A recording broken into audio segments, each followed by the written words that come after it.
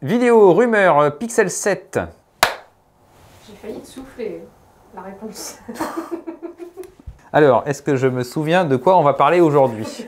Bonjour et bienvenue dans cette nouvelle vidéo. Je suis Sam de Phone Android et aujourd'hui je vous propose une courte vidéo sur le Pixel 7 et le Pixel 7 Pro. Les Pixel 7 et Pixel 7 Pro ont déjà été annoncés par Google. Enfin, annoncés. Google a juste fait un petit teasing, juste pour nous faire languir, pour nous attiser, pour nous aguicher. Ah les coquins! Ils ont été présentés lors de la Google I/O de mai dernier et donc nous attendons impatiemment que Google dévoile finalement ces deux smartphones entièrement. Il y a 2 mois, nous avons posté sur cette chaîne une première vidéo sur les rumeurs à propos des Pixel 7 et Pixel 7 Pro. Vous pouvez d'ailleurs retrouver le lien juste là. Mais comme l'officialisation des 2 téléphones approche, évidemment les rumeurs, les indiscrétions, les fuites se multiplient ces derniers jours. Donc il est temps pour nous de faire le point, de trier le bon grain de l'ivraie. Cendrillon, si tu nous regardes. Avant de démarrer, petit rappel sur le vaccin YouTube d'une bonne chaîne qui va bien, le pouce bleu, l'abonnement et la clochette pour ne jamais être malade. Et oui, en ces temps, on ne sait jamais. La chaîne ne sera jamais malade si vous faites l'abonnement. C'est parti mon kiki.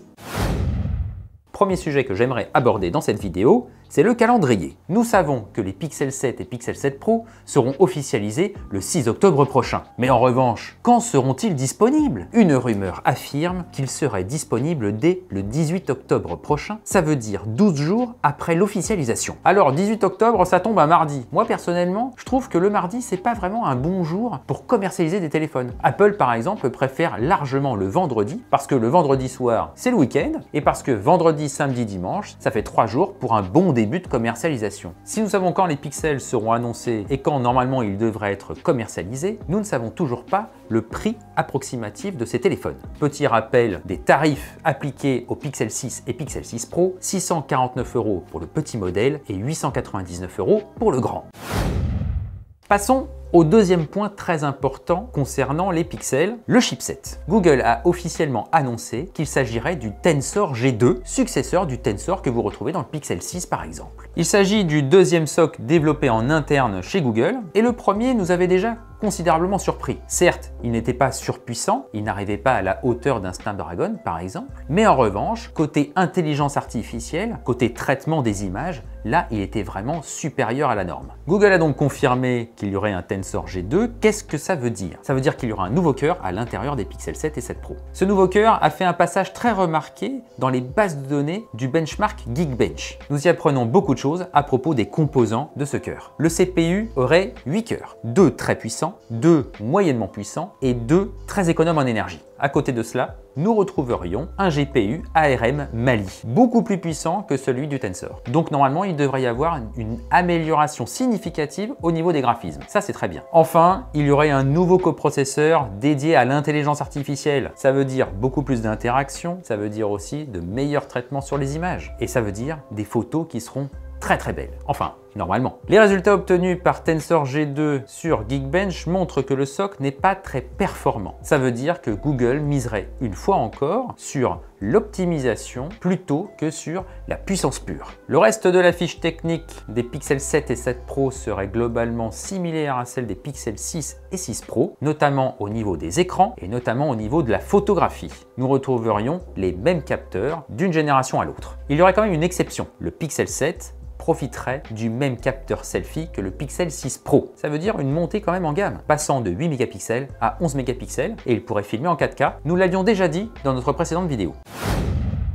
Troisième point important que j'aimerais aborder dans cette vidéo, c'est le Pixel 7 Ultra. Oui, on reparle encore de ce Pixel 7 Ultra version survitaminée du Pixel 7 Pro. Nous avons déjà débattu sur l'existence possible ou non de cette version Ultra du Pixel 7. Et force est de constater que plusieurs rumeurs et indiscrétions reviennent encore sur cette version du téléphone. Dans notre vidéo précédente, nous avions signalé que l'existence du Pixel 7 Ultra avait été révélée par un obscur pilote graphique. Un tout petit bout de code avait finalement révélé l'existence d'un téléphone que personne n'avait vu venir. Depuis la publication de cette vidéo, deux rumeurs sont revenues sur le Pixel 7 Ultra pour ajouter un peu plus de détails. Premier détail, il concerne le dos du téléphone. Au lieu du verre minéral, Google utiliserait du verre céramique, beaucoup plus résistant. Second détail, la configuration photo. Nous retrouverions le même capteur principal 50 mégapixels que vous avez déjà sur le Pixel 6 et le Pixel 6 Pro, mais en revanche, il y aurait un nouveau capteur 64 mégapixels, dont l'usage est encore très obscur. C'est un capteur qui est signé Sony, dont la particularité est d'être très grand. Il mesure 1,3 pouces de largeur. Cela en ferait le capteur 64 mégapixels le plus large du marché. C'est vraiment énorme. Et à l'avant, vous retrouveriez un capteur selfie 13 mégapixels en lieu et place du capteur 11 mégapixels que vous avez sur le 6 Pro, le 7 et le 7 Pro. Voici donc toutes les rumeurs intéressantes et récentes à propos des Pixel 7 et 7 Pro. J'espère que cette vidéo vous aura plu. Merci beaucoup de l'avoir suivi jusqu'au bout. Si vous avez des remarques ou des questions, bien entendu, il y a les commentaires ci-dessous où nous nous retrouvons pour continuer le débat. Pour ma part, je vous retrouve très bientôt sur la chaîne Phone Android. D'ici là, portez-vous bien. Ciao!